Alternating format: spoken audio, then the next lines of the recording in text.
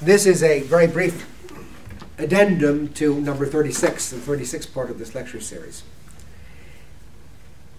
I am at my physical limit today, so I am going to not go on here. And it's around 6:10 at night. I want to get back to my family as well. So it'd be nice to see them again, too. And what began with the First Amendment here in this country was this process of conversion in reverse that began with the arrival of Catholics in Maryland in 1634. It became institutionalized in the decades thereafter, anchoring itself upon the mooring provided by the Constitution and the founding principles. The process of adaptation used by John Carroll, the first bishop of this country and then archbishop, has become that of the conciliar church, the counterfeit church of conciliarism. In fact, just today heralded by today, November 30th, 2012, by Gerhard Ludwig Muller, the so-called prefect of the poorly named Congregation of the Doctrine of the Faith, what is the Doctrine of the Conciliar Faith, which, in essence, Muller said today, traditionalists must hold, otherwise they are heretics. A lot of empty chairs in this room right now. Jerry Muller? Pardon me for a second. Now the camera won't be able to get me. It's not set up that way. I could do it. Now we'll get it. There's an empty chair over there. Let me do my best empty chair talk impression, all right? And Gerhard Muller, all I got to say is, if you want to threaten sanction against those of us who reject completely your false religion, go ahead. Make my day, Jerry. Gerhard, make my day. John Carroll's desire to adapt the faith to the American experience resulted in the precise thing that he feared: Catholics becoming more and more Protestant in their mentality over the course of time. And this is something proved by Robert Droleskey, even though he didn't mean to prove it, in his book, American and Catholic, published in 1970. This is from Robert Droleskey's book, American and Catholic. Obviously, American Catholicism did not seem to have a promising future in 1785. And Father Carroll's report reflects his deep concern for its chief problem of leakage. That is, people would leave the Catholic Church for Protestant sects. By then, the country contained an estimated 250,000 lapsed Catholics. Ordinary people, who, unlike the wealthy planters of Maryland and farmers of Pennsylvania, had found it exceedingly difficult to practice their religion. With the shortage of priests continuing and the immigrant tide rising daily, many more were to be lost irrevocably. Even today, that is in 1970, the presence of so many Protestant Irish in the South testifies to the mass defection of their ancestors. They lost their faith, wrote Father Carroll, not only because they found no place to practice it or found hostility to the public profession of it too much to bear, but also because of the unavoidable intercourse with Catholics. This produced moral laxness, or at least a relaxing of comparatively stricter Catholic morality, and what the prefect apostolic, Carroll was then the prefect apostolic in this country, of this problem, considered a greater danger: mixed marriages. Mixed marriages resulted in many conversions to the faith in the 19th century and the 20th century, but they also resulted in people losing the faith as well. Again and again, Carroll was to complain of this problem and his helplessness against it, which was caused by his own accommodation. In 1798, he wrote to a friend in England, this is Robert Droleskey quoting John Carroll, "Here our Catholics are so mixed with Protestants in all the intercourse of civil society and business, public and private, that abuse of intermarriage is almost universal, and it surpasses my ability to devise an effectual bar against it." I mean, he was concerned about protecting the faith, thinking that the Constitution could protect it and not realizing it opened the floodgates to the further leakage that he was concerned about. I pray for his soul. He was seriously confused, influenced by error after error. No general prohibition can be exacted without reducing many of the faithful to live in a state of celibacy. In other words, if one Catholic family was set down in a community of, say, 30 Protestant families, where would the Catholic children find partners?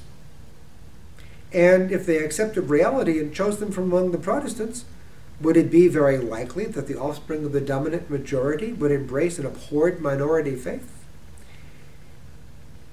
If one is to judge from so distinguished a Catholic as Charles Carroll of Carrollton, here is the answer. All of Carroll's children married non-Catholics. This is Robert Leckie again here. The end of the quote was about Carroll being said his people would be reduced to living in a state of celibacy. And if one is to judge from so distinguished a Catholic as Charles Carroll of Carrollton, of course the Mason, Robert Leckie says, here is the answer. All of Charles Carroll's children married non-Catholics, and apparently none of his grandchildren were raised as Catholics. Another outstanding Catholic of the 18th century, Dominic Lynch of New York, one of the pillars of the church who signed the letter to Washington, fathered a family of 13 children, but within a few generations, almost all of his descendants were lost to the faith. Archbishop John Carroll found himself in a quandary, just like Martin Luther, but he never wavered in his support for the very thing that made it possible for the pluralism about which he complained to flourish and thus to take hold of the minds, hearts, and souls of Catholics in the United States of America. The founding principles expressed in the Declaration of Independence and the very framework of the Constitution that enshrined the principles of separation of church and state and religious liberty without ever using those exact words. The words separation of church and state aren't in the Constitution. They're not in the First Amendment, to be sure, but they're enshrined there. The spirit is enshrined there. The belief that the civil government has no obligation to recognize the true religion. Pope St. Pius X termed this a pernicious error. Termed it a heresy and a pernicious error. How can something that is erroneous, false, in 1906, Vehementer Nos, February 11th, 1906, the Feast of Our Lady of Lourdes, be good in 1965 or 2012?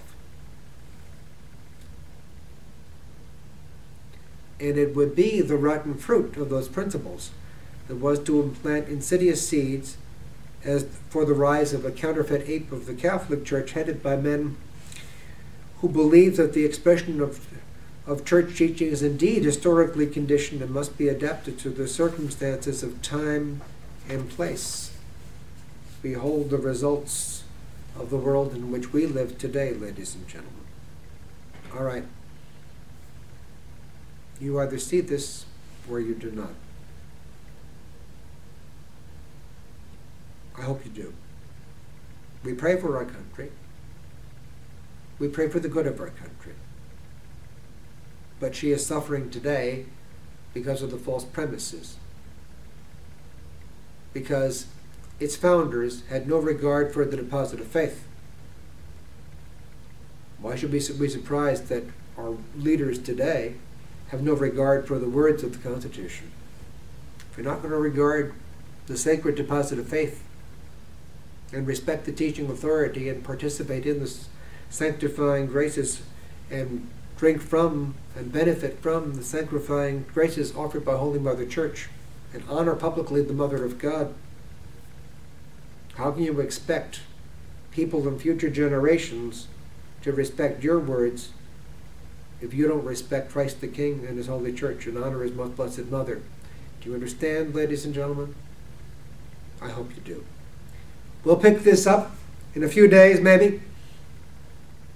Time to go home and meet my family again and pray our Rosary, our night prayers, our novena to the Immaculate Conception. We've already prayed our Christmas novena, and our Friday evening novena to the Infant of Prague.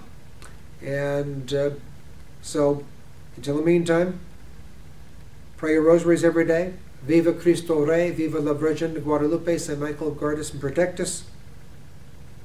Never lose heart. This is the time in which God is known from all eternity. We will be alive. Grace is won for us in Calvary, and that flow into our hearts and souls with the loving hands of Our Lady. She who is the mediatrix of all graces, are more than sufficient for us to prosper under the crosses of these moments. Viva Cristo Rey. God bless you all.